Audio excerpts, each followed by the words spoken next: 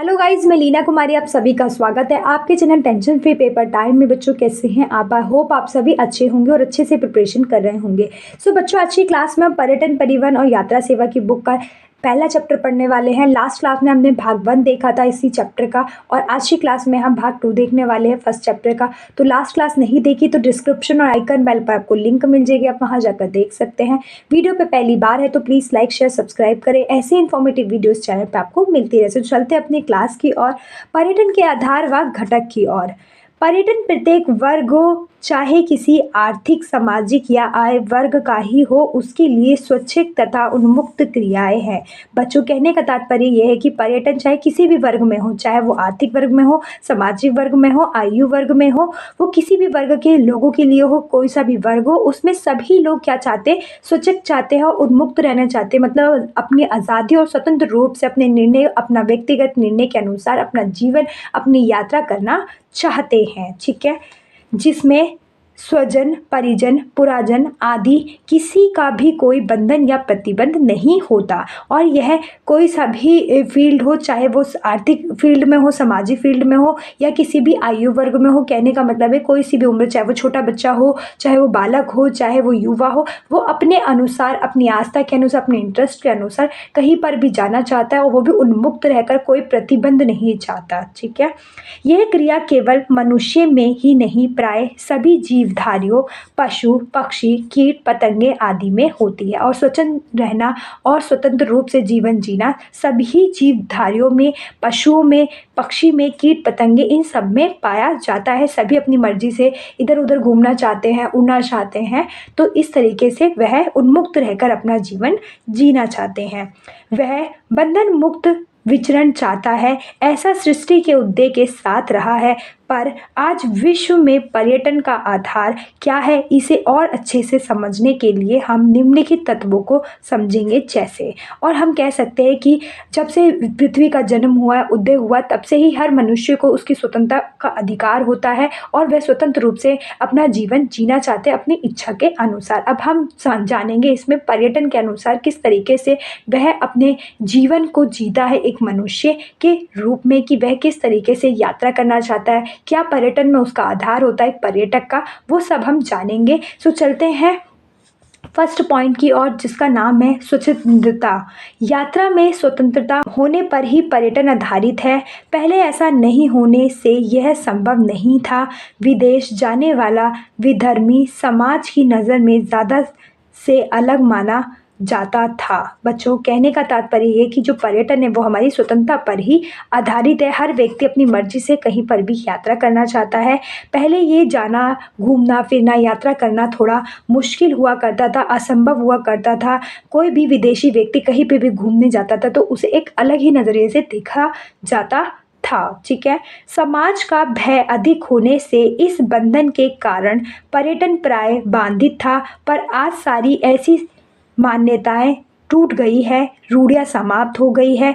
सरकारी पक्ष भी इसमें कोई बाधा नहीं उत्पन्न करता, बल्कि पर्यटन नियमों में बदलाव होने के कारण इसे बढ़ावा दिया जा रहा है। बच्चों, कहने का तात्पर्य जैसे जैसे समाज में परिवर्तन आता है, डेवलपमेंट आता है, आज वैश्वीकरण हमारे देश में है अवेलेबल, तो जिसकी वजह से हम कह सकते हैं जो पुराने रीति रिवाज हुआ करते थे, पुरानी विचारधाराओं से जीवन जिया करता था, वो सारी चीज़ें खत्म हो गई है। कोई भय नहीं है आपका कि आप कहाँ पर घूमने जा रहे हैं, कोई रोक टोक नहीं है, कोई परिजनों, कोई रिश्तों का कोई रोक टोक नहीं है। आप अपनी मर्जी से कहीं पर भी घूम सकते हैं। पहले ज़माने में जो भी कोई भी यात्रा करने जाता था तो उसे बहुत सारी समस्याओं का सामना करना होता था, जिसकी वजह से उन्हें सोचना पड़ता था कि वो जाए या ना जाए। बहुत ज़्यादा ही इम्पोर्टेंट होने पर यात्रा करते थे, क्योंकि प्राथमिक आवश्यकताएं नहीं थी उनकी, कहीं पे भी साधन ना होने से, कहीं पे रुकना, खान पीन चीज़ें ना होने की वजह से उन्हें बहुत सारी समस्या सहनी पड़ती थी। परंतु आज रूढ़िवादी भी ये सारी संसाधन की चीज़ें भी समाप्त हो गई, जिससे ये चीज़ें आसान हो गई है। और साथ ही गवर्नमेंट ने पर्यटन को और अच्छे से समझा है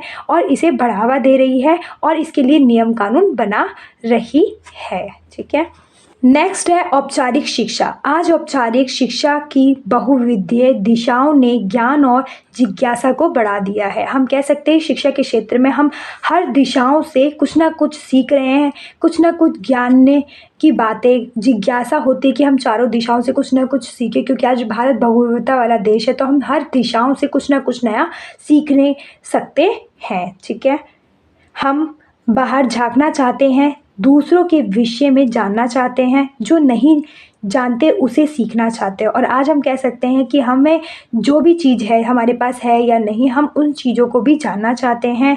अपने देश के अंदर के लोगों को, अपनी स्थानीय चीज़ों को, अपनी चीज़ों को समझना चाहते हैं। साथ ही जो देश के अंदर नहीं है, बाहरी चीज़ें हैं, उन्हें भी हम समझना चाहते हैं और लोगों से जानकारी जितना हो सके उसे लर्न करना चाहते हैं। जो जानते हैं उसका प्रसार करना चाहते हैं, जो हमारे यहाँ नहीं है उसके लिए बाहर से सहयोग लेना चाहते हैं।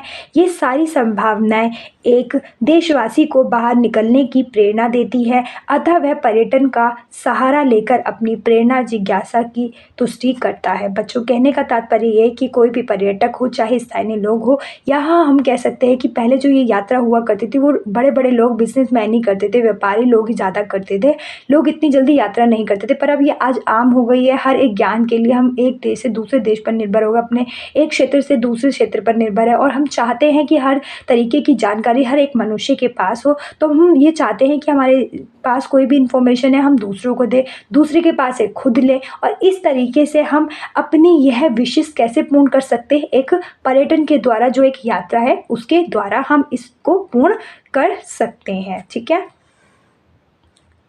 नेक्स्ट है हमारे प्रति व्यक्ति आय। पहले लोग उतना कमा लेते थे जिसमें अपना तथा अतिथि का गुजारा बसर हो जाए। बच्चों, पहले ज़माने में आर्थिक स्थिति अच्छी नहीं हुआ करते थे, तो लोग कितना कमाते थे जिससे उनका जीवन चल जाए, और अतिथि आए तो उनका भी हो जाए गुजारा। ठीक है, तब सिद्धांत था साई उतना ही दी जा मैं कुटुंब समाए, आप ना भूखा रही सके संत ना भूखा जाए।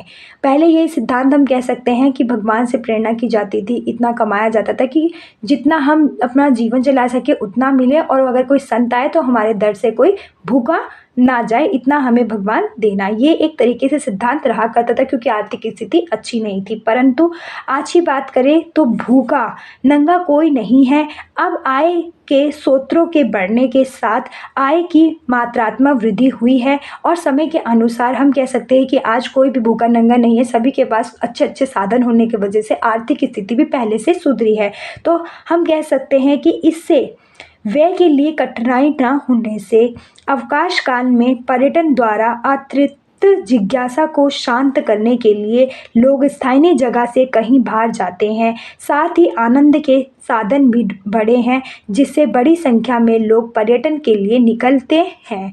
और आज हम कह सकते हैं कि अच्छे अच्छे साधन होने की वजह से, टेक्नोलॉजी होने की वजह से, और साथ ही अच्छा देश का वृद्धि होने की वजह से हमने बहुत सारे चीज़ों में चेंजेस किए, आर्थिक स्थिति को सुधारा, सामाजिक स्थिति को किया है, जिसके वजह से ऐसे बहुत सारे स्थल है जिसे देखने के लिए पर्यटक अवकाश के दौरान अपनी इस जिज्ञासा को, इस यात्रा को, अपने आनंद को मनोरंजन के रूप में परिवर्तित कर कर अवकाश के रूप में देखने जाया करते हैं। क्योंकि आज अच्छा खासा इनकम सोर्स है हमारे देश का। हम कह सकते हैं कि विदेशी मुद्रा के आने से, या फिर हमारे विदेशी पर्यटक हमारे देश में आने से उन्होंने हमारी आर्थिक स्थिति को बढ़ाने में सहायता की है, जिसके वजह से आज पर्यटक अपने अवकाश के दिनों में एंजॉयमेंट करने के लिए, शांति महसूस करने के लिए आज पर्यटन का सहारा लेकर घूमने जाते हैं। ठीक है, नेक्स्ट है जानकारी का बढ़ना।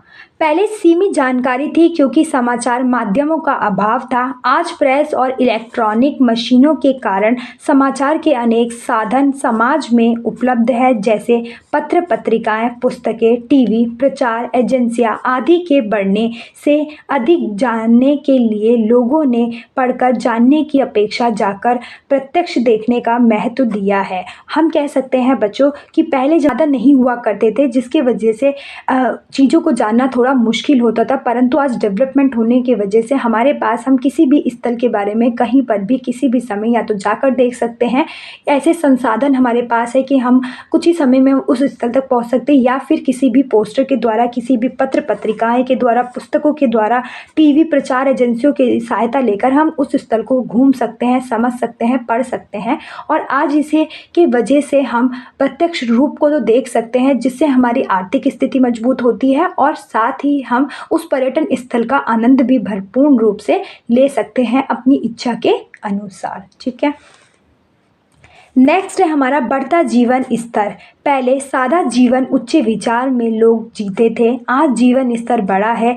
कमाए धन का उपयोग परिवार की अपेक्षा अपनी रुचि के अनुसार करने की परंपरा पड़ चुकी है। बच्चों, कहने का तात्पर्य है कि पहले जो जीवन हुआ करता था वो सादा जीवन और उच्च विचारों का हुआ करता था, परंतु डेवलपमेंट के अनुसार ये जीवन स्तर में बदलाव आया है। धन कमाने का जो क्रिया होती थी वो होती थी कि धन को अपने परिवार और अच्छे विचारों के साथ सीधा सा सादा सा जीवन गहरे अलग अलग चीज़ों में पैसे इन्वेस्ट नहीं किए जाते थे, परंतु अब समय के अनुसार लोग अपनी रुचि में जिसमें इंटरेस्ट रखते हैं उसमें भी अपना पैसा इन्वेस्ट करते हैं, चाहे वो समाज में करे, चाहे वो किसी स्थल पे करे, किसी धर्म आस्था पे करे, या किसी भी कलाकृति को देखने के लिए करे। वो जो भी इंटरेस्ट होता है पर्यटक को, वह वहाँ पर आज इन्वेस्ट करना शुरू कर चुका है अपनी जिज्ञासा को पूर्ण करने के लिए, क्योंकि आज सामूहिक परिवार से लोग मुंह मोड़ चुके हैं और व्यक्तिगत व्यवस्था में जाने लगे हैं। इसमें व्यक्तिगत इच्छाओं तथा रुचियों की प्रधानता होने से पर्यटन की रुचि को बढ़ावा मिला है। और हम कह सकते हैं कि समय के अनुसार जो समूह में मम्मी पापा, चाचा चाची, दादा दादी इन सबके संग रहा करते थे, वो आज कहीं ना कहीं उन्होंने मुंह मोड़ लिया है। आज वो व्यक्तिगत या हम कह सकते हैं अकेला रहने चाहते हैं। पर्यटक हो चाहे कोई भी स्थानीय परिवार का सदस्य हो, सब चाहते हैं कि अपनी इच्छा के अनुसार वह हर जगह घूमे। जो रोक टोक हुआ करती थी फैमिली बैकग्राउंड के अंदर, परिवार के अंदर कि भाई ज़्यादा परिवार के सदस्य, ज़्यादा रोक टोक ज़्यादा होती है, अगर वो सिंगल रहेंगे तो अपनी इच्छा से कहीं पर भी घूम सकते हैं। तो ये सारी चीज़ों ने ही पर्यटन को एक नया मोड़ दिया है और बढ़ावा मिला है इसकी प्रधानता की वजह से। साथ ही काम के घंटे कम होने तथा अवकाश के घंटे बढ़ने से जीवन स्तर में उछाल आया है, जिसके लिए अवकाश के समय का उपयोग पर्यटन का की ओर मुड़ा है। हम कह सकते हैं कि समय के अनुसार ये जो समय है हमारा, वो ज़्यादा मात्रा में पहले पर्यटक हो चाहे स्थानीय लोग हो, वो काम पर ज़्यादा अपना टाइम लगाते थे, परंतु अब प्रैक्टिकल होने की वजह से, कंपनियों में काम करने की वजह से, तो जो काम पहले बहुत घंटों के द्वारा किया जाता था अब कुछ समय के द्वारा निमट जाता, जिसके वजह से अब अवकाश लेना और उनको उस काम में राहत मिली है, जिसके वजह से वो इधर उधर घूम भी सकते हैं। साथ ही पहले अवकाश नहीं लिया जाता था, अवकाश नहीं मिलता था, उन्हें कंटिन्यू काम करते रहना चाहिए होता था, तो जिसके वजह से ये मशीनों का दौर आने से, डेवलपमेंट होने की वजह से ये सारी चीज़ों में राहत मिली, जिसकी वजह से यह भी एक कह सकते हैं पर्यटन को एक नई मोड़ की और नई दिशा मिली है पर्यटकों के द्वारा, स्थानीय लोगों के द्वारा। ठीक है, नेक्स्ट है कार्यकाल से छुट्टी के साथ आर्थिक सहायता मिलना। आज कार्य क्षमता बढ़ने के लिए नियोजक अपने कर्मचारियों को छुट्टी के साथ आर्थिक सहायता प्रदान करता है। बच्चों, कहने का तात्पर्य यह है कि आज कार्य क्षमता अच्छी होने की वजह से कंपनी का ऑनर आज अपने कर्मचारियों को छुट्टी के साथ आर्थिक सहायता भी प्रदान करता है। साथ ही राज्य कार्यालयों में प्रति 10 वर्ष पर यह सहायता दी जाती है। जो छुट्टी और सहायता होती है आर्थिक, वो हर 10 वर्ष के बाद राज्य कार्यकाल में दी जाती है। इसमें पूरे परिवार के भ्रमण के लिए यात्रा किराए का भार सरकार वहन करती है और पूरा परिवार घूम सकता है, और उसमें आने जाने के जो ट्रांसपोर्ट होते हैं उसका भी कन्वेंस कौन देती है? गवर्नमेंट देती है। तथा 1 माह का भ्रमण अवकाश भी देती है और महीनों के अंदर वो 1 महीने का भी अवकाश देती है हर महीने में भ्रमण करने का। ठीक है, कंपनी इस प्रकार कार्य की अवधि, घटना और यात्राश को बढ़कर बाकी कार्य दिनों के लिए यहाँ कर्मचारी की जहाँ नई क्षमता को ध्यान में रखा गया है, वहीं अर्जित दिव्य के संचय की जगह समान वितरण की भी भावना इसमें होती है। बच्चों, कहने का तात्पर्य ये है कि इस प्रकार जो कार्य किया गया है, अवधि घटाने की वजह से अवकाश में और जो भी पर्यटक है या स्थानीय लोग हैं, एम्प्लॉय है, उनको टाइम मिलता है तो वो घूमने फिरने के लिए चले जाते हैं। और ये इसलिए हो पाया है कि जो भी काम करने का घंटों का आवर होता है उसे कम कर दिया गया है। साथ ही पैसे तो देते देते साथ में है और सम्मान और सभी को इक्वल समझते हैं इस पर्यटन स्थल में हर एक कर्मचारी को। ठीक है, नेक्स्ट है हमारा त्वरित संचार साधनों और कीमतों में कमी। प्राय त्वरित संचार साधनों के कारण पर्यटन की ललक बढ़ी है। जहां इस प्रकार के संसाधनों का अभाव होता है वहां मात्र सैलानी ही जाने का साहस बटोरते हैं, क्योंकि इसमें श्रम साहस अधिक लगने की संभावना से बाल वृद्ध साथ नहीं जा सकते। बच्चों, कहने का तात्पर्य है जिस तरीके से डेवलपमेंट हुआ है, संचार साधनों में डेवलपमेंट हुआ है, तो वहाँ घूमने फिरने, वहाँ पे इंजॉयमेंट करने के लिए ललक भी बढ़ी है, जिसकी वजह से ऐसे संसाधनों के जगह पर ऐसे ही लोग जा सकते हैं जो साहस से पूर्ण रूप से अच्छे हो और साथ ही उस चीज़ को करने की क्षमता उनके अंदर हो। तो यह वही बालक या वृद्ध साथ नहीं जा सकते, वहाँ पर ऐसे संसाधन भी हैं। हर एक पर्यटन स्थल पर अलग अलग पर्यटन स्थलों पर अलग अलग लोगों के लिए स्थल होते हैं। जहाँ छोटे बच्चों के लिए होते हैं वहाँ बड़ों के लिए नहीं होते, और जो बड़ों के लिए होते हैं वहाँ छोटे बच्चों के लिए नहीं होते। तो ऐसी जगहों पर जाने के लिए या उनसे थोड़ी डिफरेंट जगहों पर जाने के लिए कुछ साहस की ज़रूरत होती है। डिपेंड करता है कि पर्यटक किस पर्यटन स्थल को चुनेगा। ठीक है, दूसरे, कीमतों के घट बढ़ने से भी यह प्रभावित होती है। जब कीमतें बढ़ती है तो पर्यटन के गति शीतल होती है, पर जब कीमतें घटती है तो पर्यटन थोक में होता है। इसी से प्राय एजेंसियां, सरकारें पर्यटकों की व्यय में विशेष छूट प्रदान कर उन्हें आकर्षित करती है। और ऐसे स्थलों के द्वारा जो भी पर्यटक जाना चाहता है किसी भी पर्यटन स्थल पर, जब पैसे कम होते हैं और अच्छी जगह होती है तो पर्यटक ज़्यादा जाना पसंद करते हैं, और साथ ही वहाँ पर कीमतों की छूट होने की वजह से पर्यटक ज़्यादा भारी मात्रा में उस स्थल का भ्रमण करते हैं। और साथ ही सरकारों ने, एजेंसियों ने ऐसी चीज़ों का डेवलपमेंट कर दिया, एजेंसियों के द्वारा कुछ समय के अंदर वो हर चीज़ों का एक प्लान कर कर किसी भी पर्यटन स्थल पर जा सकते हैं, जिसकी वजह से वह एक आकर्षण का केंद्र बिंदु बन पाया है। ठीक है, नेक्स्ट, राजनीतिक परिस्थितियाँ। कश्मीर पर्यटकों का स्वर्ग है, पर जब से वहाँ आतंकवाद का साया मंडराने लगा है, प्राय वहाँ के ग्राफ में पर्यटन में गिरावट देखी जाती है। लोग सहमे से व बड़ा साहस बटोर कर वहाँ जाते हैं। बच्चों, कहने का तात्पर्य कि जो कश्मीर है वो पर्यटकों के लिए एक आज स्वर्ग के रूप में उभर कर आया, परंतु वहाँ पर आतंकवाद और हिंसा की वजह से वहाँ पर डरने की संभावना ज़्यादा हो गई, जिसकी वजह से पर्यटन का जो ग्राफ है वो दिन प्रतिदिन कम होता गया, गिरावट आती हुई दिखाई दी है। लोग वहाँ जाने के लिए साहस बटोरते दिखाई देते हैं। इसके कारण वह स्थान जो पर्यटकों के आगमन से कभी खुशहाल और भरपूरा होता था, जहाँ के उद्योग और व्यापार को विभिन्न प्रकार के लाभ प्राप्त होते थे, वह आज सूना और उपेक्षित हो गया है।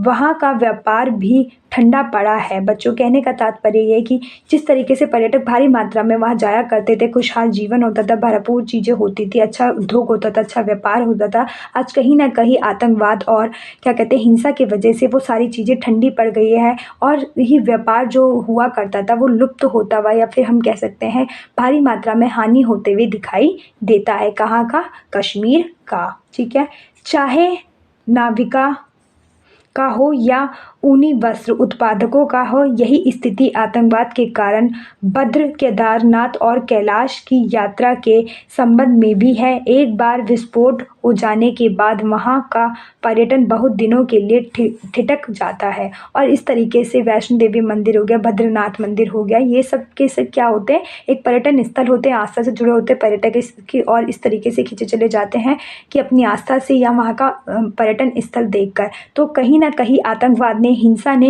ये कहीं ना कहीं लोगों के मन में डर उत्पन्न कर दिया, जिसके वजह से वो पर्यटन जो यात्रा है वो कहीं ना कहीं बहुत दिनों के लिए ठंडी हो जाती है, या हम कह सकते हैं लोग यात्रा नहीं करते हैं। ठीक है, नेक्स्ट है हमारा मौसम। पर्यटन मौसम होता है दक्षिण भारत जहाँ सर्दी का मौसम होता है वहाँ समुद्र तट पर जाड़े में पर्यटकों की भीड़ होती है।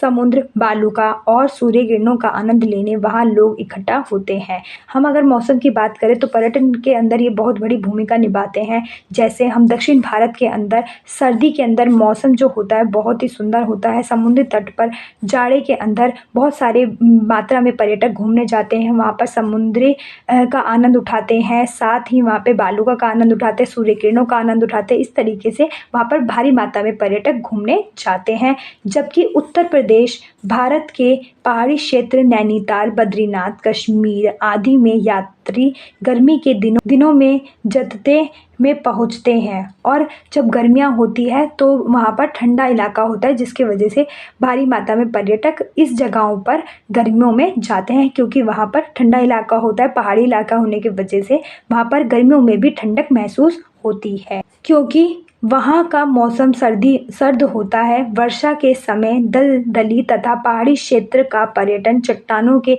खिसकने, जमीन में अधिक दलदल होने तथा भूकंप के झटके आने के कारण पर्यटक द्वारा त्याग दिया जाता है। और इस तरीके से भारी मात्रा में कश्मीर, बद्रीनाथ सारी जगहों पर भूकंप आने की वजह से, दलदला होने की वजह से, ज़मीन में खिंचाव होने की वजह से वहाँ पर बहुत सारी आपदा आने की संभावना होती है, जिसकी वजह से ऐसे स्थलों पर पर्यटक जाना त्याग देते हैं। और इस तरीके से उस पर्यटन स्थल पर कोई भी सुविधा ना होना, संसाधन ना होने की वजह से पर्यटक इसको कम चुनते हैं और यहाँ का ग्राफ दिन प्रतिदिन डूब जाता है।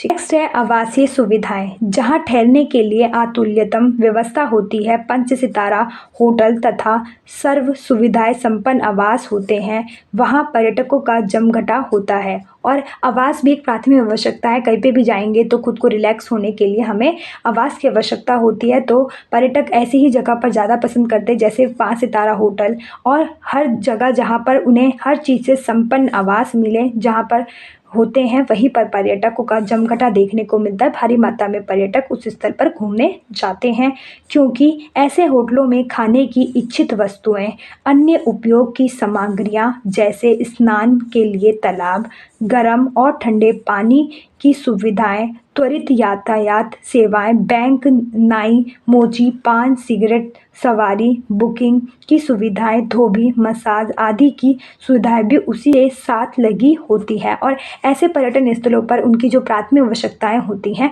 वो सारी ही चीज़ें उस पर्यटन स्थल पर, या हम कह सकते हैं उस आवास के अंदर उन्हें मिल जाती है किसी पर्यटक को। तो वो ऐसे ही स्थलों पर, ऐसे ही आवासों पर जाना ज़्यादा पसंद करते हैं, जहाँ पर उन्हें एक ही जगह पर सारी सुविधाएं मिल जाएं। पर्यटकों को इकट्ठा सभी सुविधाएं वहां प्राप्त होने से वह आकर्षित होते हैं, पर जहां ठहरने की अच्छी व्यवस्था नहीं रहती वहीं भोजन की व्यवस्था का भी अच्छा नहीं होना स्वाभाविक है। इसलिए ऐसे स्थानों में लोग जाने से घबराते हैं। यही कारण है कि आज भारत के पर्यटन स्थल पर भारतीय पर्यटन विकास निगम टीडीसी के होटल और उसी की ओर से वाहन की व्यवस्था, भले ही यह किराए पर लिए गए हो, की जाती है।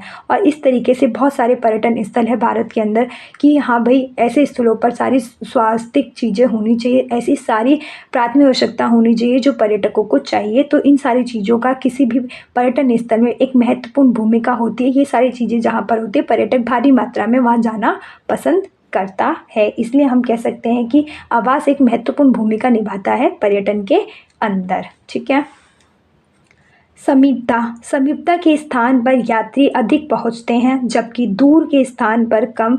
इसका कारण है कि सस्ता किराया, कम समय की ठहरना, वहाँ के विषय में अधिक जानकारी होना, संबंधियों को वहाँ अधिक होना आदि। बच्चों, समीपता मतलब घर के आसपास चीज़ें या थोड़ा सा अपने घर से दूर की चीज़ों पर पर्यटक ज़्यादा जाना पसंद करते हैं। अच्छा पर्यटन स्थल होता है, साथ ही वहाँ पर कम किराया लगता है, कम समय में पहुँच जाते हैं और हर प्रकार की उन्हें सुख सुविधा हो जाती है, क्योंकि वह उनके बारे में जानते हैं तो उनका खर्चा भी कम लगता है। और इस तरीके से ऐसे स्थलों पर पर्यटक ज़्यादा पसंद करते हैं, बाकी दूर जाने पर्यटन स्थलों से कंपेयर में। ठीक है। दृश्य सामग्री, ये 2 प्रकार की होती है। प्राकृतिक जैसे पहाड़, बर्फीले स्काइंग स्थल, झरने, वन, समुद्र दृश्य, वालुका और सागरीय क्षेत्र, विशिष्ट प्रकार के शैल तथा संगमरमर आदि, घास के बड़े मैदान, रेगिस्तान, मछलियों का शिकार आदि।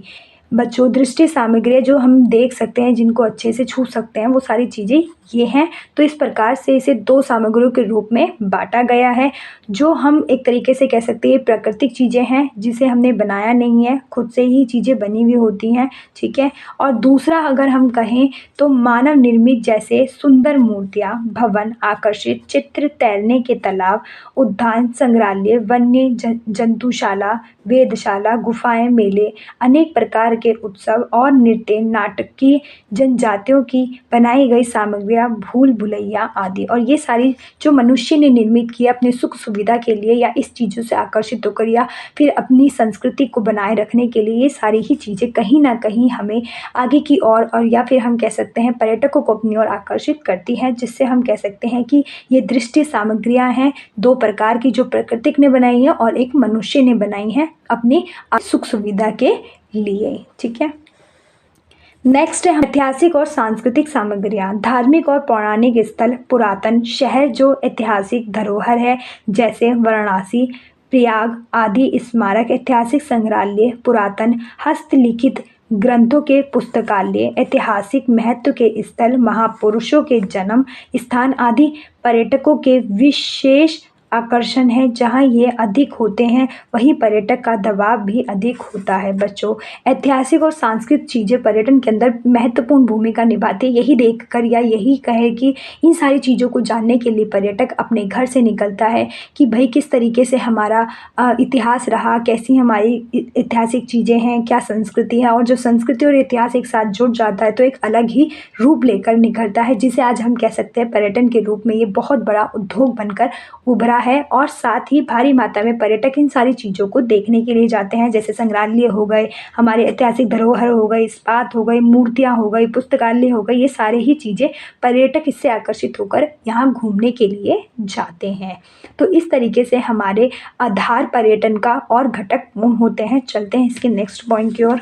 नेक्स्ट है पर्यटन का कार्यक्षेत्र अतुल्य। भारत में विदेशी और घरेलू दोनों जगहों से पर्यटकों की भीड़ देखी जाती है। भारत के विकास की दिशा में अधिक आर्थिक अवसर पैदा करके यात्रा और पर्यटन देश का एक अभिन्न अंग रहा है। बच्चों कहने का तात्पर्य है कि अतुल्य भारत जिसमें बहुविधता वाले देश, धर्म, भाषा के लोग रहते हैं, वहाँ पर विदेशी लोग और घरेलू लोग आकर पर्यटकों के रूप में भारी मात्रा में भीड़ उत्पन्न करते हैं, जिससे हमें आर्थिक स्थिति मजबूत होती है और साथ ही लोगों को रोजगार मिलता है, या हम कह सकते हैं आर्थिक स्थिति को बढ़ाने में एक जो अवसर मिला है वो किसके वजह से मिला है, हमें पर्यटन के वजह से। इसके वजह से ये एक हमारे देश का अभिन्न अंग के रूप में उभर कर आया है। कौन? पर्यटन स्थल, ठीक है।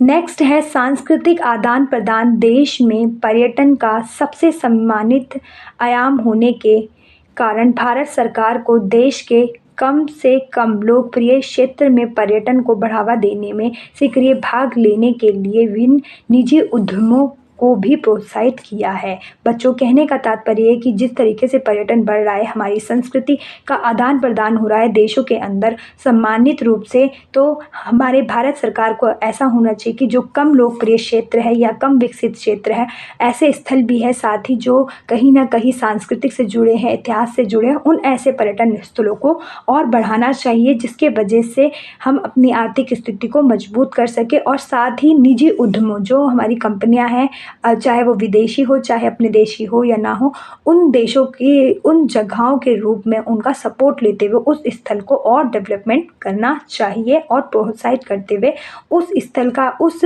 लोकप्रिय क्षेत्र को और बढ़ावा देना चाहिए, ठीक है। नेक्स्ट है पर्यटन को बढ़ावा देने के लिए भूगोलिक, जनसंख्या, आर्थिक, सामाजिक और राजनीतिक वातावरण को समझना बहुत ज़रूरी है।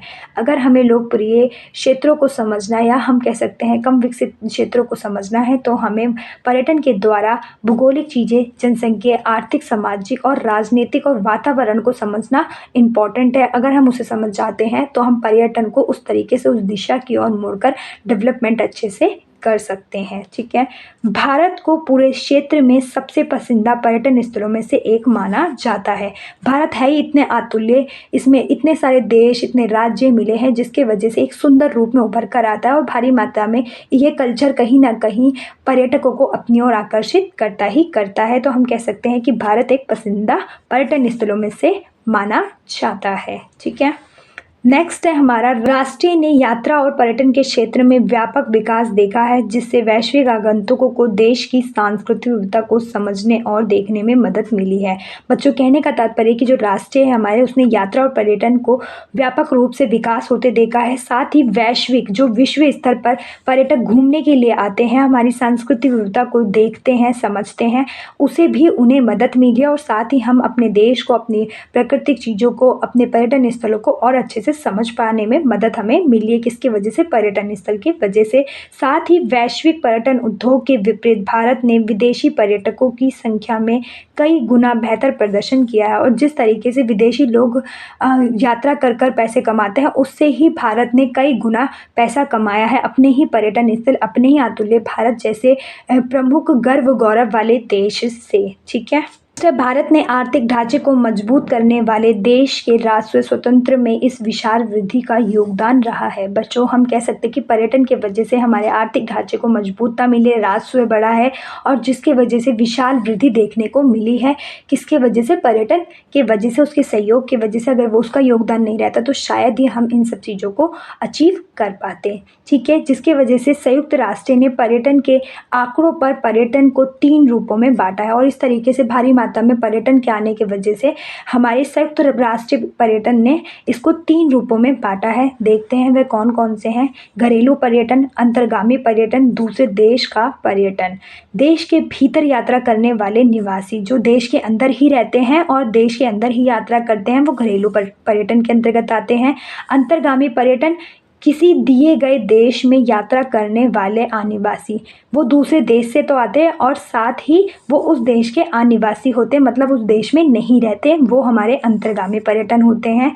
ठीक है, दूसरे देश का पर्यटन मतलब दूसरे देश की यात्रा करने वाले विदेशी निवासी, मतलब आउट ऑफ कंट्री से आते हैं, वो उस देश का निवासी नहीं होता, जिसके वजह से उसे दूसरे पर्यटन का दर्जा दिया गया है। ठीक है, साथ ही पर्यटन के 3 रूपों को संयुक्त राष्ट्र द्वारा आगे वर्गीकृत किया गया है। और इस तरीके से हम कह सकते हैं कि पर्यटन ने इसको 3 रूप में आगे वर्गीकृत किया है। उसका नाम है आंतरिक पर्यटन, राष्ट्रीय पर्यटन और अंतर्राष्ट्रीय पर्यटन।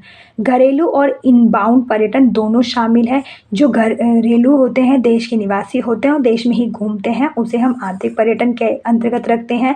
राष्ट्रीय पर्यटन मतलब घरेलू और बाहरी पर्यटन शामिल है, देश के अंदर भी रहते हैं और बाहर भी घूमने जाते हैं अपने ही देश से, तो उसे राष्ट्रीय पर्यटन के अंतर्गत रखा है। अंतर्राष्ट्रीय पर्यटन मतलब आउटबाउंड और इनबाउंड पर्यटन शामिल है, मतलब कि अंतर्राष्ट्रीय मतलब विश्व स्तर पर पर्यटक जो घूमने आते हैं और जाते हैं, उन्हें हमें अंतर्राष्ट्रीय पर्यटन के अंतर्गत रखा है। कोई डाउट हो तो इसमें प्लीज़ कमेंट बॉक्स में कमेंट्स करें।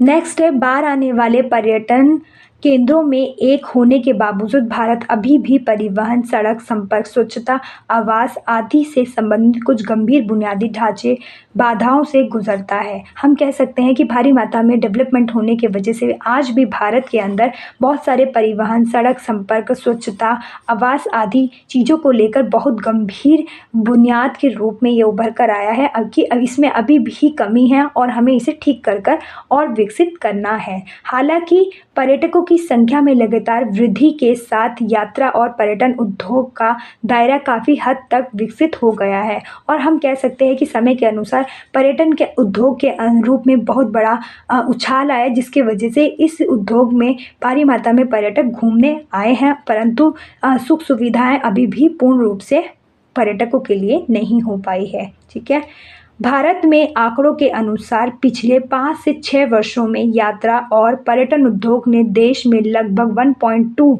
करोड़ नौकरियों को सृजन किया है। अगर हम 5 से 6 वर्षों की बात करें भारत के अंदर आंकड़ों की, पर्यटकों के आने की, तो उसके अंदर 1.2 करोड़ नौकरियां सृजन हुई है, मतलब लोगों को रोजगार मिला है। ठीक है, जिससे नागरिकों के लिए उपयोगी कमाई का स्रोत पैदा हुआ है और इस तरीके से हम वहाँ के सृजन, वहाँ के स्थानीय लोगों को रोजगार व कमाई का एक स्रोत उत्पन्न हुआ है। और ये सब किसकी वजह से हो पाया है? पर्यटकों के वजह से हो पाया है। और पर्यटन का विकास अगर हम अपने देश में कर लेते हैं तो भारी मात्रा में लोगों को रोजगार और अच्छी इनकम जनरेट हम कर सकते हैं। ठीक है, नेक्स्ट है युवाओं को अपने भविष्य के लिए एक उपयोगी करियर विकल्प के रूप में पर्यटन यात्रा और अतिथि का चयन करने के लिए भी प्रोत्साहित किया जाना चाहिए। अगर हम अपने आज की युवा पीढ़ियों को भविष्य के प्लानिंग के अंदर पर्यटन को सम्मिलित कर करते हैं तो हम अपने अतिथियों का चयन करने के लिए साथ ही उनका विकास करने उनका भविष्य सुधारने का ये एक अच्छा सुनहरा मौका होगा, क्योंकि इसमें भी बहुत बड़ा करियर है और बहुत सारे रोजगार उत्पन्न होंगे अलग अलग। तो इसके वजह से वो हमारे देश के लोगों के होंगे, खुद का व्यापार होगा, इससे हमारे स्थानीय लोगों के रोजगार इनकम में वृद्धि होगी और पर्यटक इस तरीके से हम स्थानीय लोगों को भारी मात्रा में आर्थिक सपोर्ट कर पाएंगे, क्योंकि वह पर्यटक इससे आकर्षित होंगे और वो यहाँ घूमने के लिए आएंगे। इसलिए युवाओं के लिए पर्यटन एक अच्छा विकल्प है भविष्य बनाने के लिए। ठीक है, अब हम चलते हैं मान्यताओं के क्षेत्र के लिए। चिकित्सा पर्यटन आयुर्वेदिक चिकित्सा का मूल भारतीय रहा है और सदियों के बाद भी देश अपने उपचारात्मक आविष्कारों का कायम करने में सफल रहा है। अगर हम चिकित्सा की बात करें तो आयुर्वेदा चिकित्सा भारत का मूल रहा है और यहाँ पर पर्यटक भारी मात्रा में अपनी चिकित्सा कराने के लिए आते हैं। और अगर हम इसके उपचारों की बात करें और इसकी सफलता की बात करें तो ये आज सर्वोपरि हो गया है, कम रुपए में अच्छी चिकित्सा दे पा रहा है भारत। ठीक है, नेक्स्ट है भारत में कई विशिष्ट अस्पताल बनाए गए हैं जिन्हें कुशल डॉक्टर द्वारा सेवा प्रदान की जाती है। इसके अलावा अच्छी तरह सुसज्जित चिकित्सा सुविधाओं की उपस्थिति ने देश के चिकित्सा विभाग के द्वारा दुनिया भर में सफलता के एक नए मुकाम पर पहुंचा दिया है। अच्छी चीज़ें देना, अच्छी सर्विसेज देना पर्यटकों के द्वारा और अच्छे डॉक्टर होने के वजह से आज चिकित्सा हमारा अच्छे सफलता की ओर बढ़ रहा है, ऊंचाइयों का मुकाम आज हासिल कर रहा है चिकित्सा पर्यटन के अंतर्गत। ठीक है, नेक्स्ट है सरकार को भारत में चिकित्सा पर्यटन की आवश्यकता को समझना चाहिए और केरल, चेन्नई और मुंबई जैसे पर्यटन स्थलों को बनाना चाहिए। इतना डेवलपमेंट होते हमारी सरकारों को करना चाहिए क्या कि जिस तरीके से चेन्नई, मुंबई और केरल में अच्छे अच्छे चिकित्सालय, अच्छे अच्छे डॉक्टर हैं, अच्छे एजुकेटेड चीज़ें हैं वहाँ पर, उसी तरीके से भारत के अंदर भी चिकित्सालय पर्यटन को बढ़ावा देना चाहिए, क्योंकि पहले से ही सफल हुआ है। अगर हम अच्छे से प्राथमिक आवश्यकता और अच्छे से सर्विसेज प्रोवाइड कराएं तो हम चिकित्सा पर्यटन को और बढ़ावा देकर अच्छा कर सकते हैं अपनी आर्थिक स्थिति को मजबूत करने के लिए। ठीक है, नेक्स्ट है हमारा तीर्थ पर्यटन। विविधता में सद्भाव, यह सबसे अच्छा अनुभव किया जा सकता है जब भारत में तीर्थ पर्यटन के लिए अपार जोखिम पैदा करने वाले देश में बहुत सारे धार्मिक स्थल है।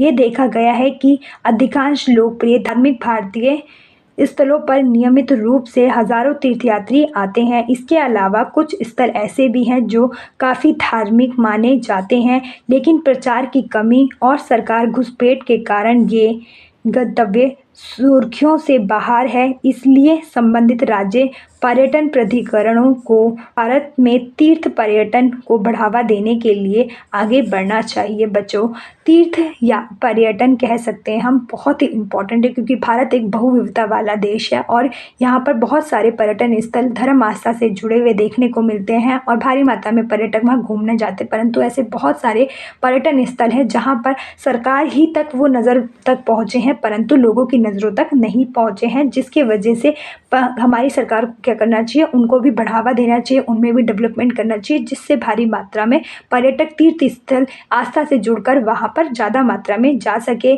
सारी चीज़ें प्रोवाइड करानी चाहिए हमारी गवर्नमेंट को। इस तरीके से हम अपनी तीर्थ पर्यटन स्थल को भी बढ़ाकर अच्छे से पर्यटन स्थल में आर्थिक स्थिति को मजबूत कर सकते हैं, क्योंकि आउट ऑफ कंट्री के लोग ज़्यादा मात्रा में आस्था धर्म से जल्दी अट्रैक्ट होते हैं। नेक्स्ट है पारिस्थितिक पर्यटन। यह भारतीय पर्यटन क्षेत्र में कुछ नया है जो पर्यटकों को अपने नाजुक पारिस्थितिक तंत्र को प्रभावित किए बिना विभिन्न स्थलों पर जाने और तलाशने के लिए आमंत्रित करता है। पारिस्थितिक तंत्र एक तरीके से हमारा इको पर्यटन है या फिर हम कह सकते हैं पर्यावरणीय पर्यटन है।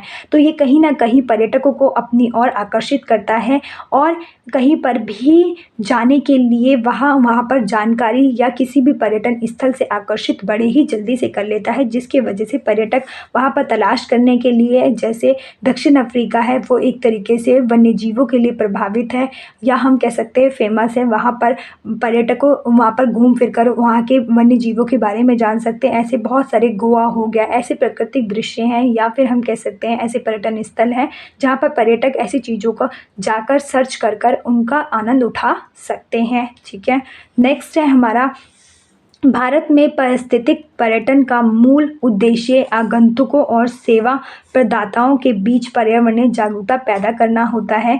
हमारा जो भारत में पारिस्थितिक पर्यटन है, इको पर्यटन, या हम कह सकते हैं पर्यावरणीय पर्यटन है, वो आने वाले पर्यटकों को हर तरीके की सेवा प्रदाता प्रदान करता है, पर्यावरण को जागरूकता को बढ़ाने में मदद करता है। साथ ही वन्य जीव अभयारण्य से शुरू होकर प्राकृतिक रूप से धन्य क्षेत्रों तक भारत में बहुत सारे आकर्षण स्थान जो पर्यावरणीय पर्यटन के लिए आदर्श है, उनको उनके सामने उजागर करता है और उनको पर्यटकों को वन्य जीव जंतु और उनकी रक्षा के लिए प्रेरित करता है।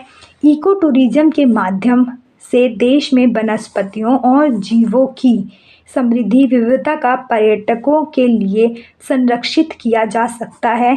इसलिए ऊर्जा दक्षता, जल पुनः उपयोग और अपशिष्ट उत्पादों के पुनर्चक्रण से संबंधित विभिन्न पहलू को लेकर देश में पर्यावरणीय पर्यटन की अवधारणा को और अधिक प्रभावशाली बनाया जा सकता है। अगर हम वन्य जीव जंतुओं के बारे में, अपनी प्रकृति के बारे में पर्यटकों को ज़्यादा मात्रा में बताते हैं तो वह उनकी भी रक्षा करेंगे। साथ ही अगर स्थानीय लोग भी करते हैं तो भारी मात्रा में अपनी इकोसिस्टम को अच्छे से रख पाएंगे, और भारी मात्रा में पर्यटक इससे आकर्षित होते हैं तो वो कहीं ना कहीं हमारी आर्थिक स्थिति को सपोर्ट करेंगे। और अगर हम इसके बारे में ज़्यादा मात्रा में जानकारी देते हैं पर्यटकों को और खुद से भी इनकी सेवा करते हैं तो हम वो जो प्रजातियां हैं, जो जीव जंतु हैं, प्राकृतिक चीज़ें, वो लंबे समय तक चलेगी और साथ ही इसी तरीके से बनी रहेगी आगे भी। ठीक है, और इस महत्वपूर्ण बात यह है कि पर्यावरणीय पर्यटन से उत्पन्न स्वराज का उपयोग विभिन्न संरक्षण परियोजनाओं और प्रशिक्षण कार्यक्रमों के लिए किया जा सकेगा। अगर हम भी अपने देश के पर्यावरणीय पर्यटन को या इकोसिस्टम को अच्छा रखते हैं तो हम अपने राष्ट्र को अच्छे से संरक्षित कर पाएंगे, अच्छा कर पाएंगे और अपनी इनकम को जनरेट कर पाएंगे, जिसके वजह से हम उन संरक्षण जो वन्य जीव जंतु या तो नष्ट हो रहे हैं या किसी तरीके से हानि में, उनकी सेफ्टी कर पाएंगे। और इस तरीके से हमें अपने इको टूरिज्म को लेकर जागरूकता करनी चाहिए, अपनी सरकार को भी, स्थानीय लोगों को भी उसका ध्यान रखना चाहिए और आने वाले पर्यटकों को भी उसका ध्यान रखना चाहिए और किसी भी प्रकार से उन्हें नुकसान नहीं होना चाहिए। और इस तरीके से पर्यावरणीय पर्यटन या फिर हम कह सकते हैं पारिस्थितिक पर्यटन अपनी महत्वपूर्ण भूमिका निभाता है पर्यटन के अंतर्गत। ठीक है बच्चों, नेक्स्ट है युवा पर्यटन। इस प्रकार का पर्यटन विशेष रूप से उन युवा यात्रियों के लिए लक्षित है जो न केवल नई जगहों की खोज का आनंद लेते हैं बल्कि साहसिक उत्साही भी है। शैक्षणिक भ्रमण में युवा यात्रा एवं पर्यटन को भी शामिल किया जा सकता है। बच्चों, कहने का तात्पर्य है कि युवा पर्यटन जो है वो हमारा एक तरीके से युवा यात्रियों के लिए बनाया गया है, जिसमें ना केवल जगहों की खोज करता है बल्कि आनंद भी उठाता है, शिक्षा भी ग्रहण करता है और यह एक तरीके से भ्रमण का क्षेत्र बन जाता है। साहस की ज़रूरत होती है हर पर्यटक को, जो भी युवा पीढ़ी है उनको उस स्थल पर, क्योंकि अलग अलग संसाधन होने की वजह से वहाँ पर अलग अलग चीज़ें होती है। जैसे अगर हम राफ्टिंग कर सकते हैं, है ना, और भी बहुत सारी चीज़ें हैं उनको कर सकते हैं, तो उसके लिए साहस की ज़रूरत होती है। इसलिए हम कह सकते हैं कि युवा पर्यटन को अगर बढ़ाना है तो उन्हें शिक्षा भी देनी पड़ेगी और साथ ही उन्हें खोज भी करनी पड़ेगी, जिसके वजह से उनके अंदर उत्साह बढ़ेगा और वो भारी मात्रा में यात्रा कर पाएंगे। ठीक है, नेक्स्ट है हमारा पर्यटन योजना के तहत बाइकिंग और कई अन्य रोमांचक गतिविधियों का क्रेज़ को समान रूप से प्रोत्साहित किया जा सकता है और आज युवा आगंतुकों को सबसे स्पष्टवादी यात्रियों के रूप में माना जाता है। बच्चों, आज युवा पीढ़ी इतनी स्पष्ट रूप में उभर कर आई है पर्यटन के अंदर कि भारी मात्रा में यही लोग ज़्यादा यात्रा करते हैं, क्योंकि बहुत सारे युवा जो होते हैं वो इंटरेस्टेड होते हैं अलग अलग जगहों पर। उन्हें समय के अनुसार आज एग्जॉस्टेड ज़्यादा हो जाता है अपनी जॉब को लेकर, फैमिली रिस्पॉन्सिबिलिटी को लेकर, तो वो चाहते हैं कि खुद इंजॉयमेंट भी हो जाए और रिलैक्सेशन भी हो जाए। तो आज की जो युवा पीढ़ी वो ज़्यादा मात्रा में घूमना फिरना पसंद करती है, तो उन्हें साहस के साथ वहाँ पर ऐसे पर्यटन स्थलों को जाना अच्छा लगता है और साथ ही उन्हें साहस की ज़रूरत होती है जहाँ पर वह बाइकिंग कर सकते हैं, रेडिंग कर सकते हैं और भी अन्य स्पोर्टिंग का कार्य कर सकते हैं और स्पोर्टिंग की सहायता से वे अपना मनोरंजन कर सकते हैं। इसलिए आज हमारी युवा पीढ़ी स्पष्ट रूप से उभर कर आई है पर्यटन के अंतर्गत। ठीक है, नेक्स्ट है युवा यात्रियों की संख्या को ध्यान में रखते हुए युवा पर्यटन बाजार को स्वतंत्र युवा यात्रा और युवा समूह यात्रा में अलग किया जा सकता है। बच्चों, युवा यात्रियों की जो संख्या है वो ध्यान में रखते हुए युवा पर्यटन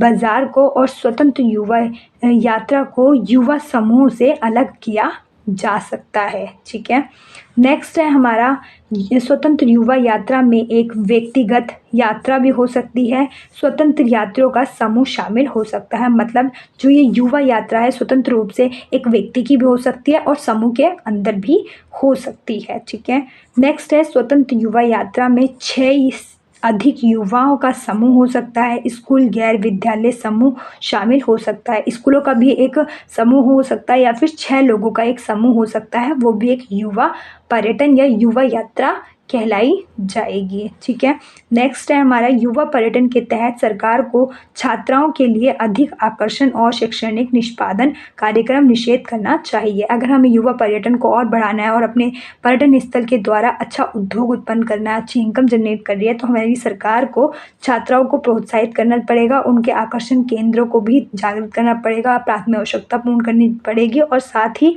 कार्यक्रम प्रस्तुत कर जगह जगह पर पर्यटकों को उजागर करना पड़ेगा और उन्हें उसकी शिक्षा देनी पड़ेगी पर्यटन की। ठीक है बच्चों, सांस्कृतिक पर्यटन, इसकी सांस्कृतिक विविधता को देखने के लिए भारत की यात्रा करनी चाहिए। भारत पूरे कैलेंडर में उत्सवों और पारंपरिक प्रथाओं से भरा हुआ है जो देश को दुनिया भर में घुमाने लायक स्थलों में से एक बनाता है।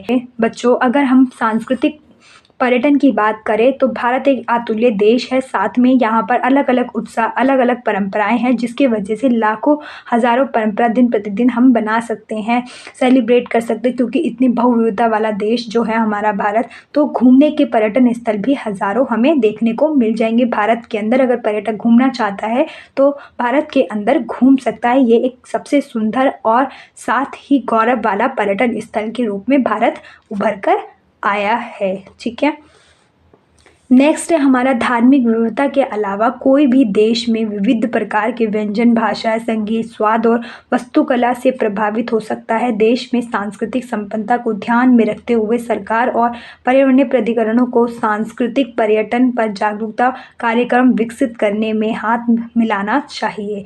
हमारे भारत की इतनी अच्छी धार्मिक व्यवस्थाएं हैं, साथ ही संस्कृति है, जिसकी वजह से अलग अलग व्यंजन, भाषाएं, संगीत, स्वाद, वास्तुकला और चित्रकला से प्रभावित होकर पर्यटक भारी मात्रा में यहाँ आते हैं और इसी तरीके से इसको बढ़ाना चाहती है सरकार।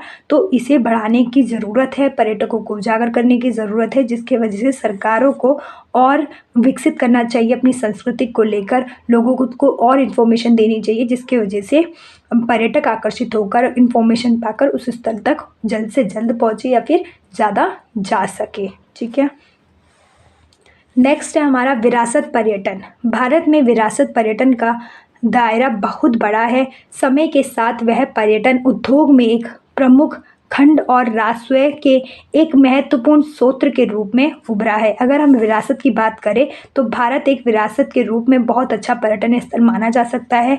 भारत में समय के साथ बहुत सारी चीज़ों में डेवलपमेंट आया है और उसे खंडों में भी बांटा गया है और साथ ही आज हमारे स्रोत, इमारतें, पुरानी चीज़ें ही हमारी राजस्व को बहुत शक्तिशाली कर रही है, हम कह सकते हैं वृद्धि करने में अपनी महत्वपूर्ण भूमिका निभा रही है। ठीक है, नेक्स्ट है भारत में कदम रखना आपको इसके समृद्ध इतिहास को चित्रित करेगा, जो अभी भी विभिन्न राजसी स्मारकों, शाही कला, पवित्र मंदिर और अन्य ऐतिहासिक स्थलों में देखा जा सकता है।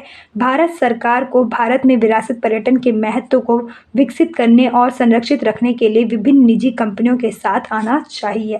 अगर हम भारत के अंदर कदम रखते हैं तो बहुत सारे अलग अलग राजा महाराजाओं का जो इतिहास रहा है वो देखने को मिल जाएगा, उनके अवशेष मिल जाएंगे, जैसे शाही किला हो गया, पवित्र मंदिर हो गए, स्मारकें हो गए, जिससे हम कह सकते हैं कि भारत एक विरासत पूर्ण रूप से पर्यटन स्थल है। इसको बढ़ावा करने के लिए हमें जागरूकता के रूप में पर्यटकों को बताना चाहिए, स्थानीय लोगों का भी ध्यान रखना चाहिए कि भाई इन सारी चीज़ों का ये उनकी अपनी संपत्ति है। अगर वह उसका अच्छे से ध्यान रखेंगे तो पर्यटक भी आकर्षित होंगे और साथ ही इनसे उनका एक रोजगार भी चलता है, तो इसका अच्छे से ध्यान रखना चाहिए और सरकार को उसको संरक्षित रखने के लिए नियम कानून बनाने चाहिए और यह नियम कानून स्थानीय लोगों को भी और पर्यटक दोनों को ही फॉलो करने चाहिए और साथ ही बाहरी कंपनियों का भी सपोर्ट लेते हुए इसको डेवलपमेंट करना चाहिए। ठीक है बच्चों।